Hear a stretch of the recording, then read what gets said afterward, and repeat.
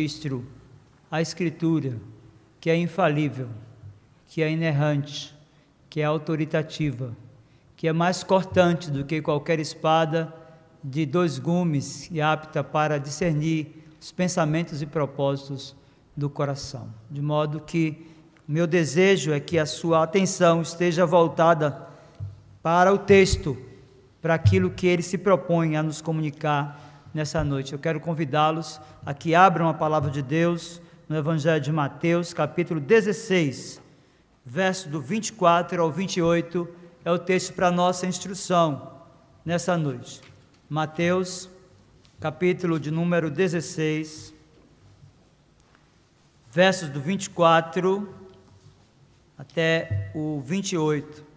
Você vai acompanhar a leitura, depois mantenha a sua Bíblia aberta, você que nos acompanha através das ondas da rádio, também através do nosso canal no YouTube, porque após a leitura nós faremos mais uma oração, suplicando ao Senhor a manifestação da sua graça na aplicação da palavra lida e exposta a cada coração. Veja, Mateus capítulo 16, a partir do 24 e até o 28, a palavra de Deus nos diz assim: Então disse Jesus a seus discípulos: Se alguém quer vir após mim, a si mesmo se negue, tome a sua cruz e siga-me. Porquanto quem quiser salvar a sua vida, perdê-la-á, e quem perder a vida por minha causa, achá-la-á. Pois que aproveita o homem se ganhar o mundo inteiro e perder a sua alma? Ou que dará o homem em troca da sua alma? Porque o Filho do Homem há de vir na glória de seu Pai com os seus anjos, e então retribuirá cada um conforme as suas obras.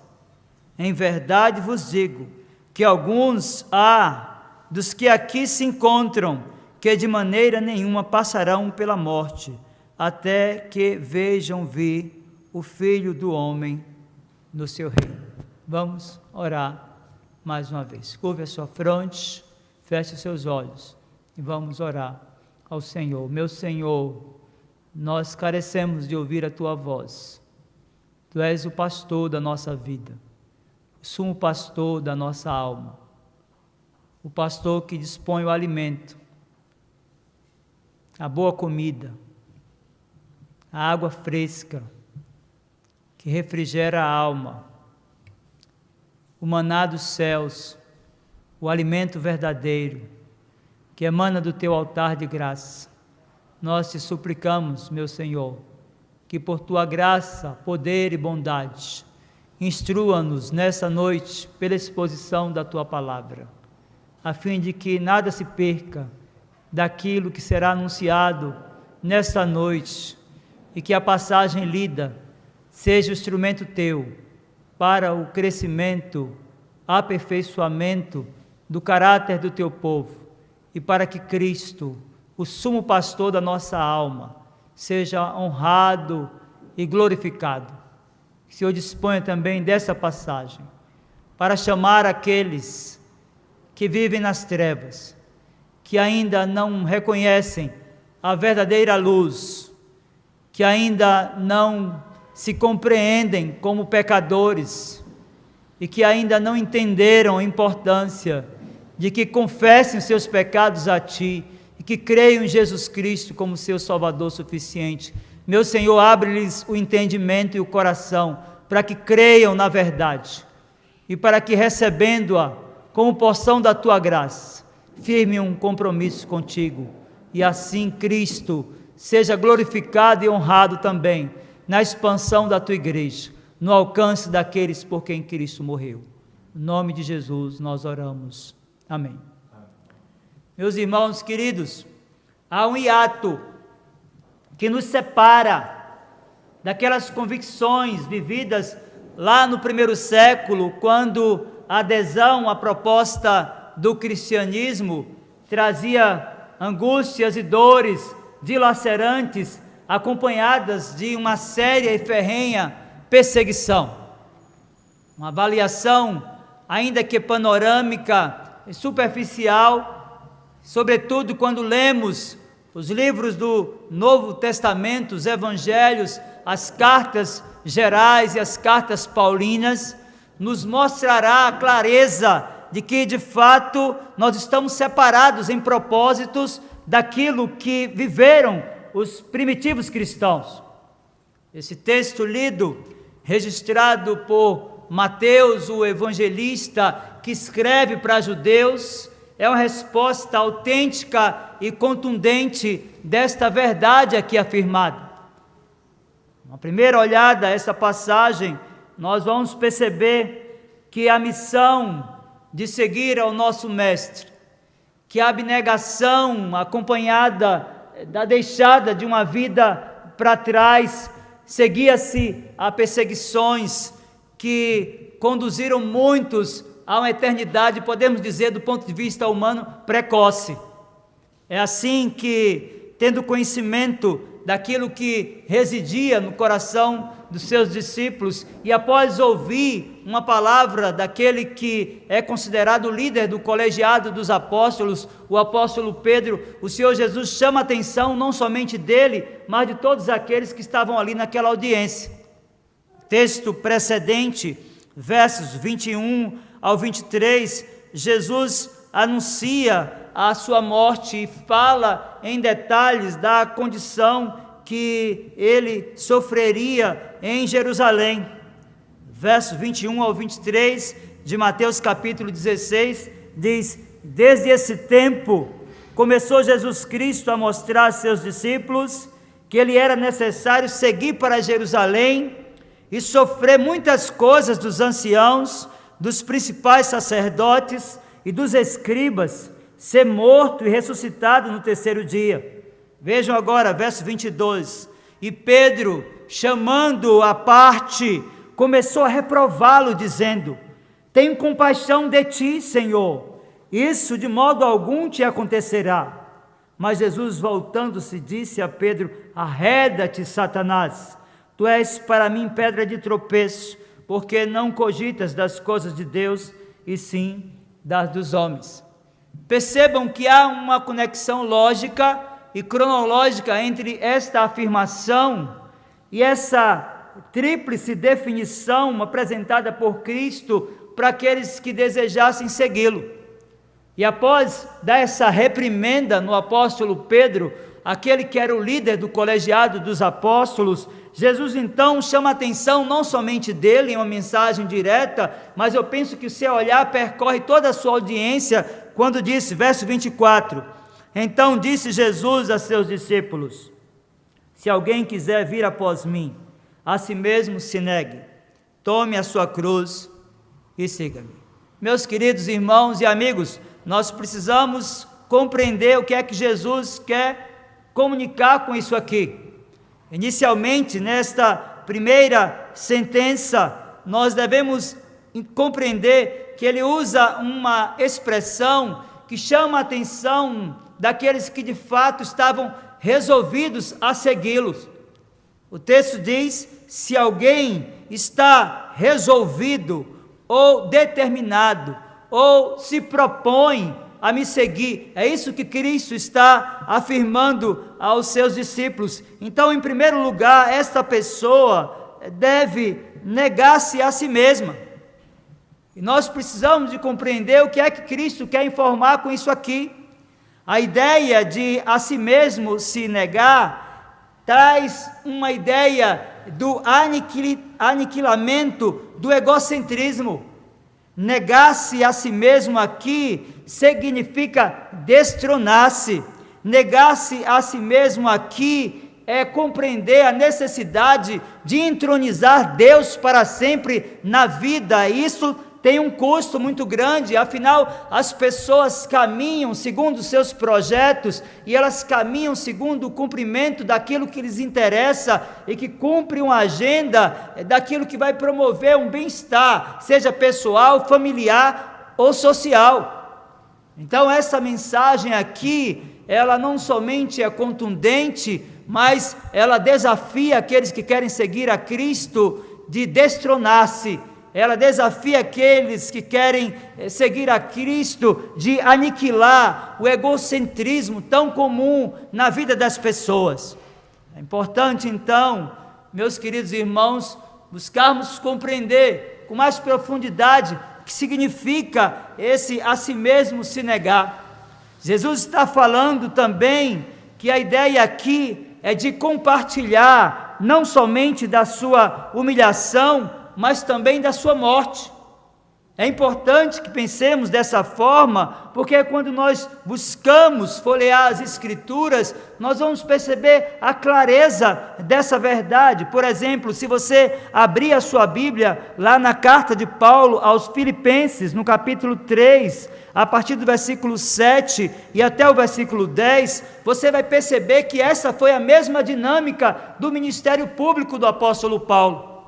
É como se a voz do seu mestre, do seu Senhor, o Senhor Jesus Cristo, estivesse ecoando nos seus ouvidos, quando, na sua pena inspirada, ele produziu esta mensagem, desafiando os cristãos da igreja de Filipos que destronassem, que de fato aniquilassem o egocentrismo que ainda estava na vida de muitos deles.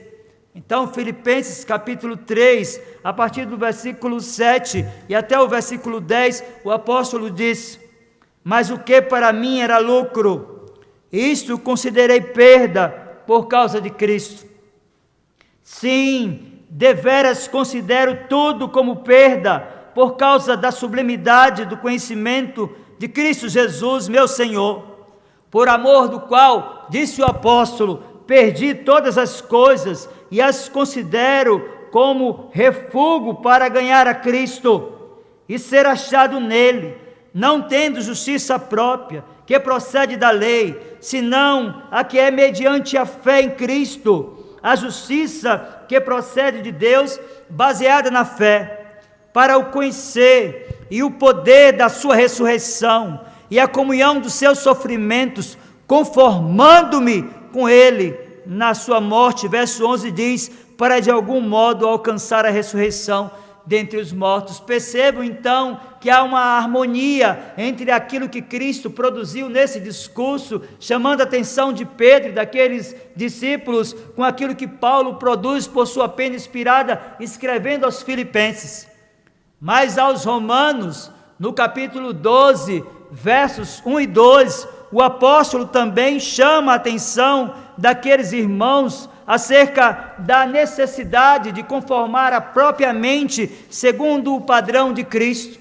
Paulo também escreve àqueles irmãos, chamando a atenção deles, a fim de que eles estivessem dispostos a negarem-se a si mesmos. Paulo escreve àqueles irmãos, chamando a atenção, a fim de que eles compreendessem que a vida com Cristo deve ser uma vida de renúncia.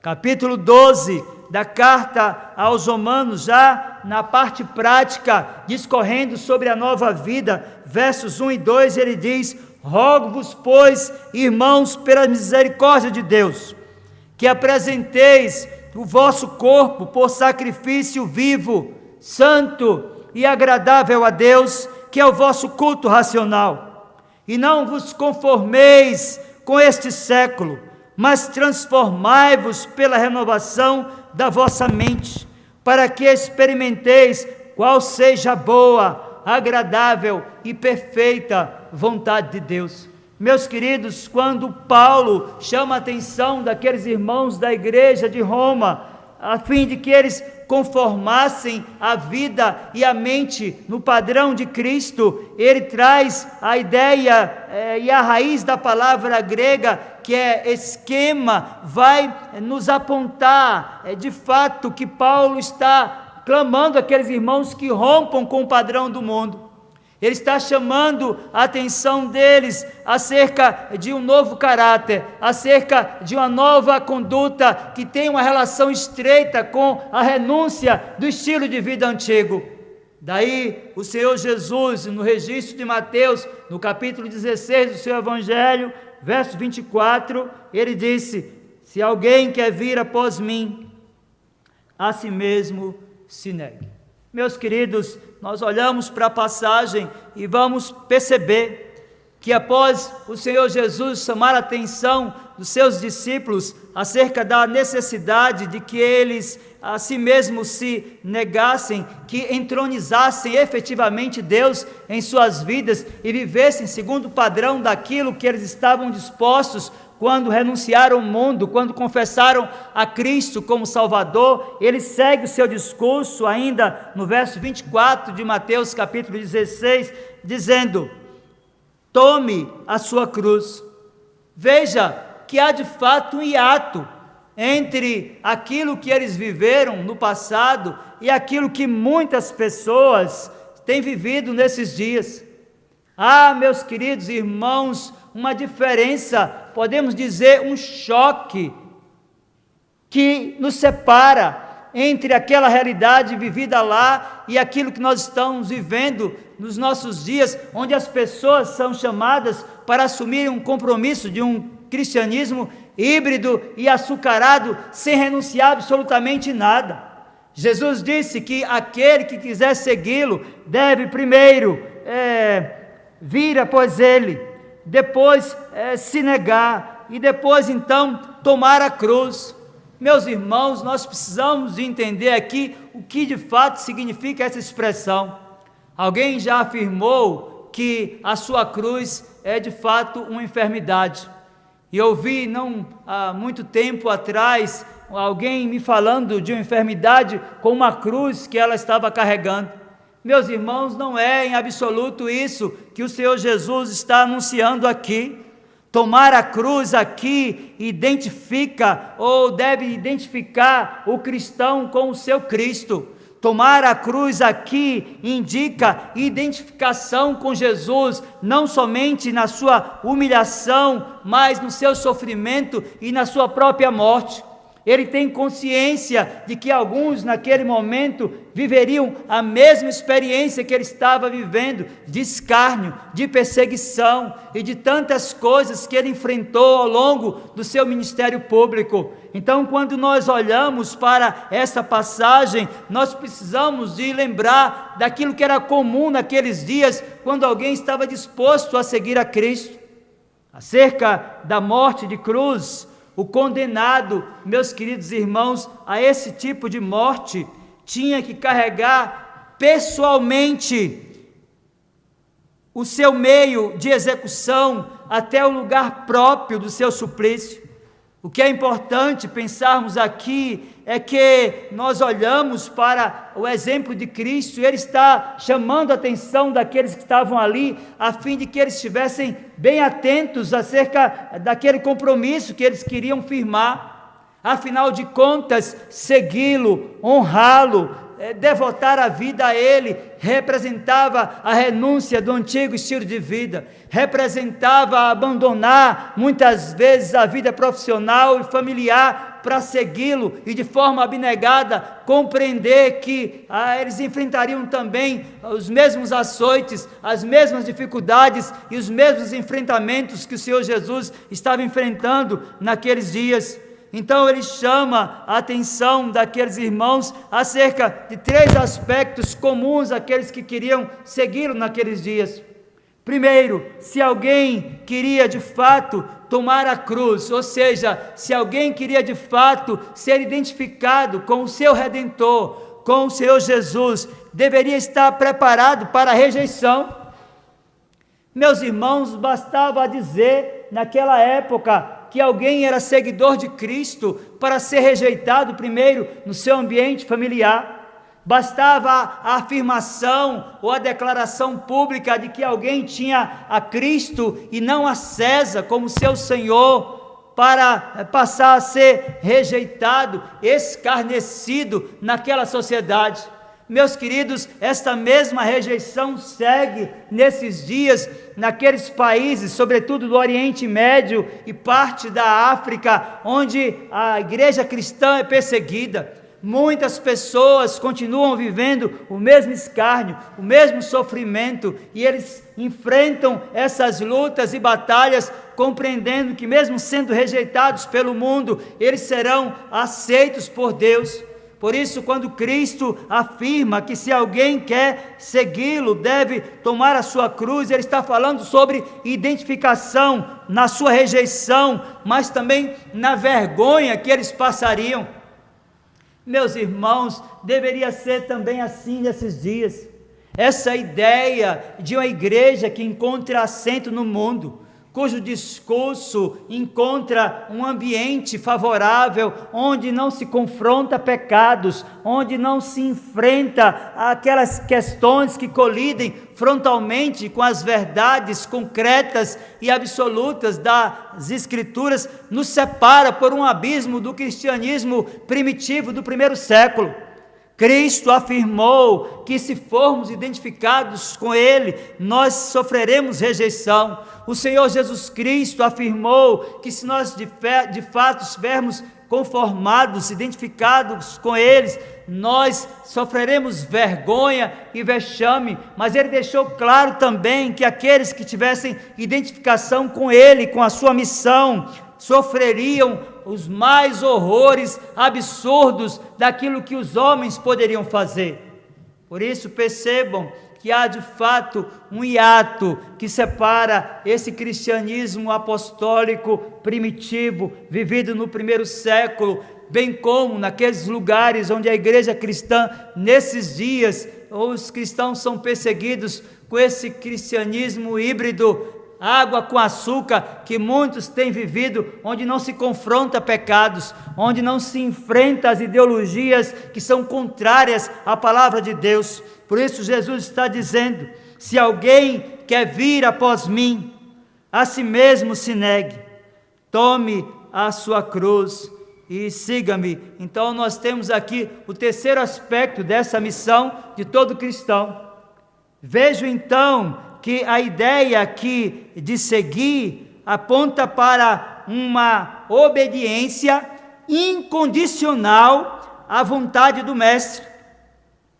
Meus queridos, o que nós podemos retirar desta declaração é que a vida cristã é um constante seguir ao líder, aos seus valores, aquilo que ele nos ensinou como verdade, que é concreta, que é absoluta. Então, quando Jesus chama a atenção deles, eles já sabem efetivamente que eles não poderiam mais, a partir daquele momento, seguir os dois senhores. Eles sabiam por essência que precisavam agora, abnegados e dedicados à missão, depois de negar-se a si mesmo, depois de tomarem a cruz na identificação com os sofrimentos do Redentor, agora segui-lo de forma irrestrita e incondicional. Mas o texto segue, meus queridos, e vai nos mostrar que de fato ele chama a atenção daqueles irmãos acerca de uma condição tão comum nos seus dias como nos nossos dias também. Vejam agora que o verso 25, a Escritura nos diz em Mateus capítulo de número 16: porquanto quem quiser salvar a sua vida, perdê-la-á, e quem perder a vida por minha causa, achá-la. Bem, nós precisamos de compreender o que é que Jesus quer com essa expressão e de fato o que é que significa aqui vida na expressão neotestamentária na língua original. A palavra vida aqui, como está repetida inclusive no versículo que segue, tem uma ideia ou traz a ideia da nossa alma. Ela é traduzida da palavra grega psyche, de onde vem a palavra psicologia. Então Jesus está falando da alma como a sede da existência humana. E ele está fazendo essa declaração depois desse tríplice direcionamento para aqueles que queriam lhe seguir. Ele diz que aqueles que querem segui-lo, que devem negar-se a si mesmo, tomar a cruz e serem obedientes. Mas agora então ele vai tratar daqueles que estavam preocupados na preservação da própria vida.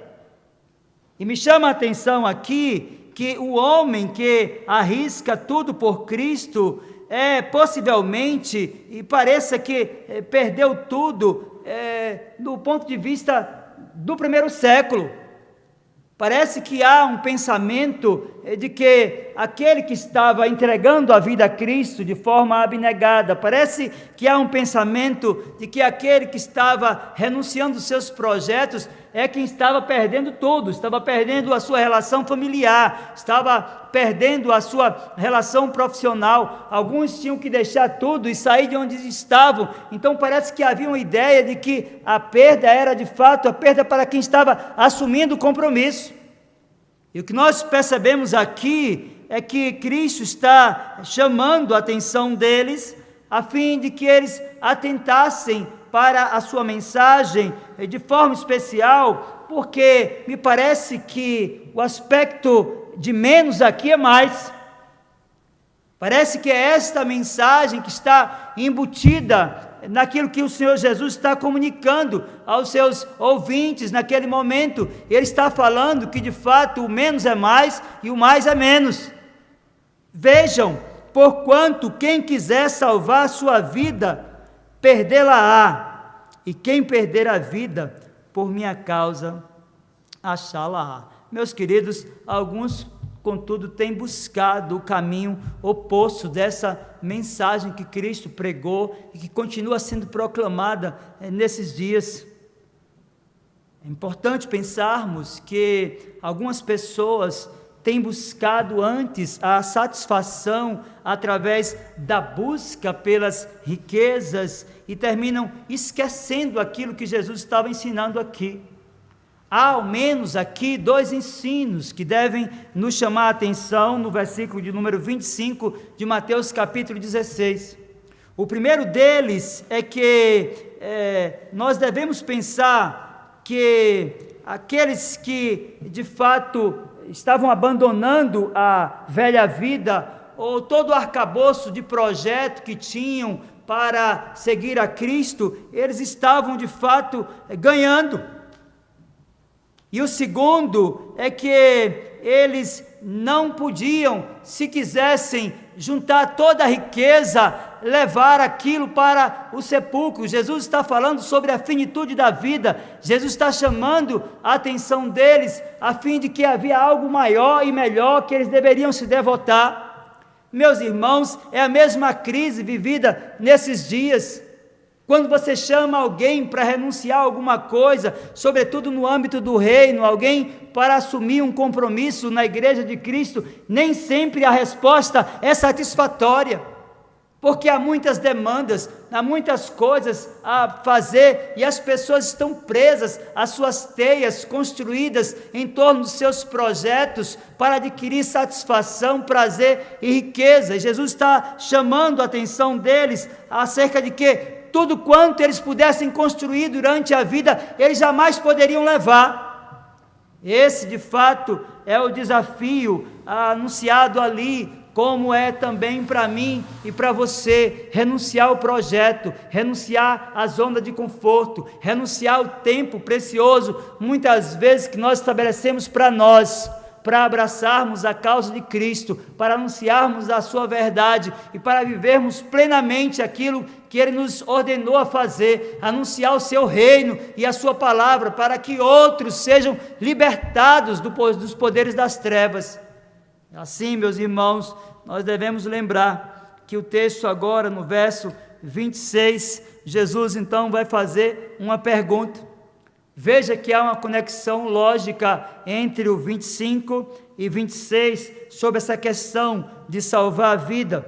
Jesus disse que quem quiser salvar a vida vai perder, e quem perder a vida pela causa dele vai achar. E o 26 então vem algumas perguntas. Jesus então pergunta não somente a Pedro, que havia cometido aquela gafe que está registrada aqui entre os versos 21 e 23 do capítulo 16, mas a todos aqueles que estavam ali lhe ouvindo. Vejam, verso 26 diz: pois que aproveitará o homem se ganhar o mundo inteiro e perder a sua alma? O que dará o homem em troca da sua alma? Meus queridos, nós precisamos entender essas perguntas a partir de dois princípios que estão embutidos aqui. E o primeiro deles é que Cristo está ensinando que uma vez perdida a vida em decorrência do desprezo por sua segurança e por coisas materiais, ninguém, absolutamente ninguém poderá recuperá-la por nenhum preço. Ou seja, vejam que o que Jesus está ensinando é superavitário no sentido da existência e da felicidade humana. Ele está causando certamente um incômodo para aqueles que estão lhe escutando e que estão devotados a construírem os seus castelos nesta vida. Certamente há um incômodo para aquelas pessoas que, de posse dos seus projetos, queriam caminhar de maneira a não terem absolutamente nada que lhes incomodasse, que retirasse o foco daquilo que queriam fazer. Meus queridos, nós olhamos para esta passagem e vamos perceber que nenhuma riqueza, que nenhum dinheiro, que nenhuma estrutura pode pagar a condição da alma humana que vai viver eternamente, absolutamente separada de Deus. É isso que Cristo está falando aqui. Ele está falando sobre os riscos da devoção à riqueza, ele está falando sobre os riscos da devoção à acumulação, à cultura do consumo, de gente que estava com seu coração devotado em seus projetos. Mas há um segundo aspecto aqui que nos chama a atenção, meus queridos irmãos, é que o homem deve, ele próprio, e tudo, ele deve absolutamente tudo ao que Cristo fez na cruz do Calvário por ele, e por mais que ele possa fazer qualquer coisa, absolutamente nada poderá pagar o preço da substituição. Então, por mais que você construa, por mais que você acumule, por mais que você monte um projeto de uma condição de ter o seu castelo nessa existência, nada poderá pagar o preço do seu pecado. A Escritura diz que ele tomou o escrito de dívida que havia contra nós, e não há nenhuma riqueza, não há absolutamente nada que possa, naquele dia em que ele voltar, pagar o preço da culpa que há contra você, que transgrediu a lei de Deus. Então, meus queridos, aqui, pelo menos esses dois ensinos. Nós agora caminhamos para o final da exposição do texto, versos 27 e 28, veja o que Jesus diz em Mateus capítulo 16, porque o Filho do Homem há de vir na glória de seu Pai, com seus anjos, e então retribuirá a cada um conforme as suas obras. Em verdade vos digo que alguns há dos que aqui se encontram, que de maneira nenhuma passarão pela morte, até que vejam vir o Filho do Homem no seu reino. Meus queridos irmãos, percebam aqui que há nos versos 27 e 28 uma advertência do Senhor Jesus aos seus discípulos, que está acompanhada de uma promessa. Isso é muito claro na leitura do texto. Primeiro, nós precisamos de pensar que essa declaração nos versos 27 e 28 contém uma mensagem do nosso mestre de que o mundo caminha para o juízo final. Ele está falando sobre a finitude da vida humana. Ele está falando da culminância de um projeto chamado parousia, onde Cristo voltará e todo olho verá e toda língua confessará que Ele é Senhor, para a glória de Deus Pai. Então nós precisamos de pensar, à luz de Mateus 16, versos 27 e 28, primeiro, que o mundo caminha para o dia do juízo final, mas devemos dizer também que esse juízo é antecipado à proporção que as pessoas vão partindo para a eternidade, porque é no momento da morte física, a separação da alma do corpo, que alguém tem a sua condição de eternidade definida. Então ninguém deve aguardar aquele dia que Cristo vai voltar para tomar uma decisão. Essa decisão deve ser urgente, essa decisão deve ser hoje. A qualquer momento você poderá partir para a eternidade, e se você não estiver vinculado a Deus por meio do sacrifício de Jesus Cristo, você passará a eternidade no inferno. É isso que o texto nos diz, mas há aqui uma segunda mensagem embutida nessa passagem. Jesus está falando sobre a promessa da internacionalização da igreja que é cumprida lá em Atos capítulo 2, porque depois que ele é assunto aos céus, que ele ressuscitou, ele deu a promessa aos seus discípulos que havia de mandar o Espírito, cumprindo a promessa do profeta Joel, e o Espírito veio e distribuiu línguas como de fogo, e então a partir dali e daquele momento em que a igreja ela é internacionalizada no sentido da sua mensagem, já que o fenômeno de línguas tem essa relação de demonstrar que agora o evangelho seria pregado a todos os povos, todas as línguas e todas as nações. Ele está chamando aos seus discípulos também acerca do papel evangelizador da igreja. Ou seja, nós somos os agentes sociais que podemos evitar uma condição de catástrofe eterna para aqueles que partem para a eternidade sem um compromisso com Cristo. Meus irmãos, vejam a gravidade dessa mensagem e vejam quanto o conforto, quanto o dinheiro, quanto a cultura da acumulação e do consumismo pode prender as pessoas e retirá-las da pregação da palavra de Deus. É exatamente isso que Cristo está anunciando aqui como verdade. Meus queridos, nós iniciamos a mensagem nessa noite, afirmando que estamos de fato separados por um hiato daquele cristianismo vivido no primeiro século. Se desejamos de fato nos reaproximar da realidade que os nossos irmãos primitivos lá do primeiro século viveram, nós precisamos de atender a voz do Mestre.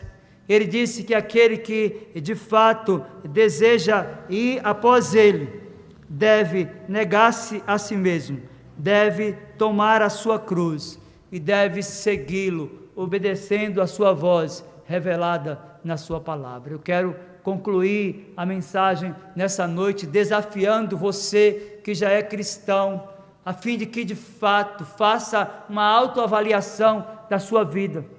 Eu quero desafiar você que assumiu um dia um compromisso com Deus a repensar inclusive os seus projetos. Eu quero desafiar você nessa noite a repensar o modelo de cristianismo que você tem vivido. Se você não tem gerado incômodo na sua família, se você não tem gerado incômodo na sociedade, se os seus valores, se o seu estilo de vida, se o seu comportamento é muito semelhante àqueles do mundo, então tenha medo, porque há alguma coisa de errado, não com a mensagem, mas com a sua vida. Por isso o desafio para você que é cristão, que um dia confessou a Cristo como seu Salvador, é repensar os seus valores e buscar uma reaproximação com os valores vividos no primeiro século. Mas há aqui também, nesta mensagem, um apelo a todos aqueles que vivem como se Deus não existisse, como se um dia Ele não voltasse para julgar vivos e mortos. Se o seu caso é esse, se você que me vê ou me escuta através das ondas da Rádio 98, vive como um ateu prático, você crê na existência de Deus, contudo vive como se Ele não existisse, olha, essa mensagem é para você e ela é urgente. Você não deve aguardar o dia do juízo. O juízo na sua vida pode vir ainda essa noite. E se você partir sem Cristo, você viverá eternamente separado dele e das pessoas que você ama. Portanto, a minha oração é que você que é cristão, reavalie o modelo de cristianismo que você tem vivido. E você que ainda não confessou a Cristo, arrependa-se dos seus pecados, entregue a sua vida a Ele, pois a Escritura ensina que aqueles que assim o fazem, têm vida plena e abundante, oferecida por nosso Redentor. E Ele mesmo aplique a sua palavra ao nosso coração. Vamos ficar de pé, vamos orar. e agradecer a Deus por sua palavra. Meu Senhor, em nome de Jesus, nosso Redentor, nós queremos, Senhor, uma reaproximação àquilo que foi perdido ao longo das eras. Nós queremos, Senhor, compreender na essência o que de fato Jesus quis dizer a Pedro e aos demais naquela audiência, quando lhes deu esses 3 desafios. E nós somos desafiados nessa noite também a revermos os nossos valores, os nossos projetos, as nossas prioridades, buscando entronizar o Senhor, buscando negar o egocentrismo e deixando para trás aquilo que tem dificultado uma vida mais abnegada, uma vida mais consagrada, uma vida vivida na plenitude do Espírito, numa comunhão plena contigo e com os irmãos. Meu Senhor, em nome de Jesus, que a Tua palavra seja um alimento do alto, maná dos céus, para a vida daqueles Teus filhos que têm andado distante, que não têm assumido os compromissos que precisam assumir para uma vida que dignifique e glorifique o Teu nome. Nós também Te pedimos, meu Senhor, por essa pessoa que nos escuta agora, cujos projetos de vida, cuja riqueza, cuja acumulação e o consumismo têm sufocado, de tal forma que essa pessoa vive para os seus prazeres. Deus, gera nesse coração arrependimento pleno e profundo de pecados. Deus, gera nesse coração uma mudança de roteiro, de vida, de propósitos, a fim de que reconheça que Tu és o único Deus vivo e verdadeiro, que reconheça que Jesus, Teu Filho, é o único e suficiente Salvador, a fim de que essa pessoa se entregue a Cristo nessa noite e busque viver uma vida que honre, que glorifique o Teu santo e bendito nome. Despede-nos com a Tua paz, meu Senhor, e abençoe-nos por Teu poder, pois nós oramos no nome bendito e poderoso de Jesus. Amém. Recebam a bênção, irmãos, que a graça do Senhor Jesus, o amor de Deus, o nosso muito bondoso Pai, o poder, a comunhão e as consolações do Santo Espírito de Deus, sejam sobre vós, irmãos, e sobre vós repouse. Assim vos abençoe o Deus Pai, Filho e Espírito Santo. Amém.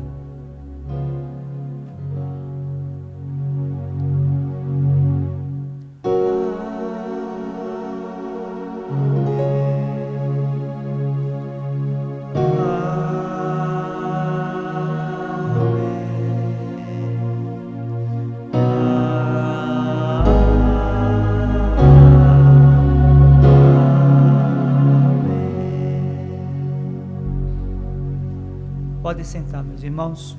Nós queremos nos despedir de você que nos acompanhou através das ondas da Rádio 98 FM, dizendo para você que na próxima quarta, às 7h30, nós temos o programa Luz para o Caminho, com o diácono Davi Reis e com o pastor Pedro Aragão, que já estará de volta ao nosso programa. No sábado, o programa